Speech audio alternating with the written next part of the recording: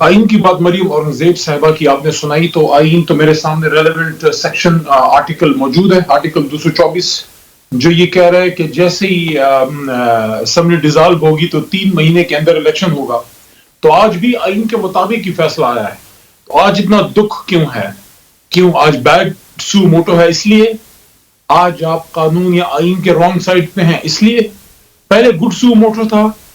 کیونکہ ایک الیکٹڈ حکومت اس کی وجہ سے گھر چلی گئی تو چلی گئی۔ ہم نے گلہ کیا کہ رات 12 بجے عدالتیں کیوں کھلی،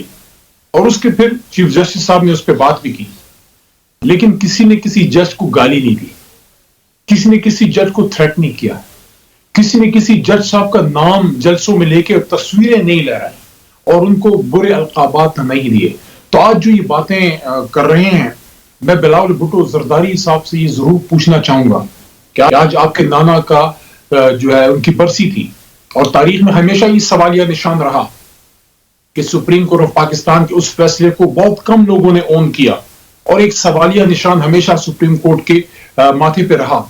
آج 4 اپریل کو سپریم کورٹ نے ایک ایسا فیصلہ کیا ہے کہ پہلی بار ایک سمت درست کی ہے، اور آج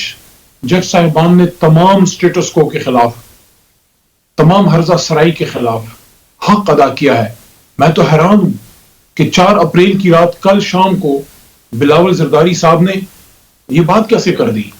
کہ مارشل لا یا ایمرجنسی کا خطرہ ہے، فلانا ہے۔ کوئی اور بات کرے، شہباز شریف صاحب کریں، کیونکہ ان کی ٹریننگ مرحوم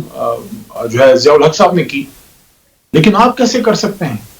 آپ کے تو نانا جو ہے وہ پھانسی چڑھے تھے اور آئین بنایا تھا، آئین بنانے والی جماعت جو آپ کلیم کرتے ہیں اپنے آپ کو،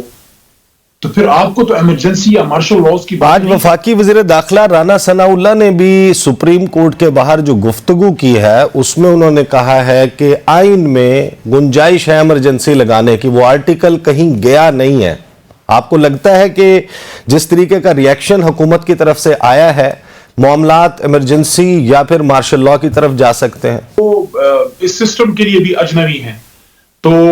وہ کہیں فٹ نہیں ہو رہے، ان کی بات کی جگہ نہیں پکڑ رہی، تو آپ ان سے کیا گلہ کر سکتے ہیں؟ یعنی کہ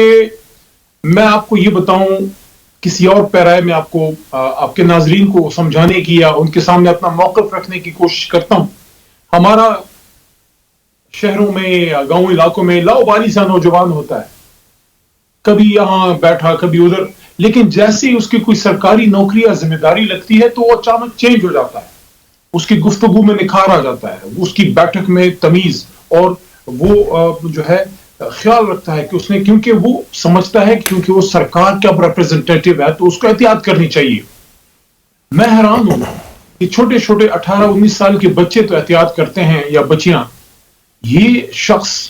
رانا ثناء اللہ خان، نام کتنا خوبصورت، انٹیریئر منسٹر ہے ملک کا، لا منسٹر بھی رہے، ہوم منسٹر پنجاب کے، اور گفتگو دیکھیں، سابق وزیر اعظم جس پہ حملہ ہو چکا ہے، جان کی بازی ہارتے ہارتے اللہ نے ان کو بچایا، کہہ رہے ہیں یا ہم رہیں گے یا یہ رہیں گے۔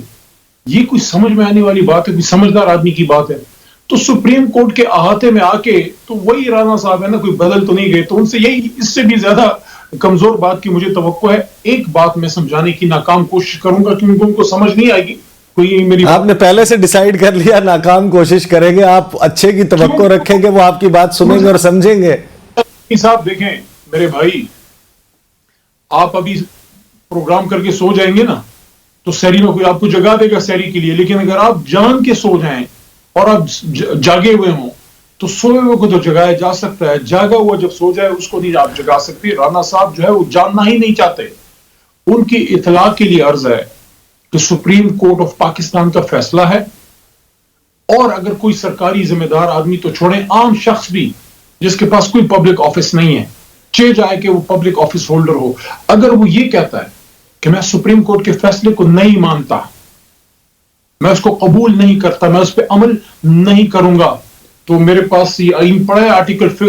آرٹیکل 5 میں پڑھ دیتا ہوں آپ کے سامنے۔ تو کیا ملک کو این آر کی طرف انٹیریئر منسٹر صاحب اور وزیر اعظم صاحب اور فارم منسٹر صاحب لے کے جانا چاہتے ہیں؟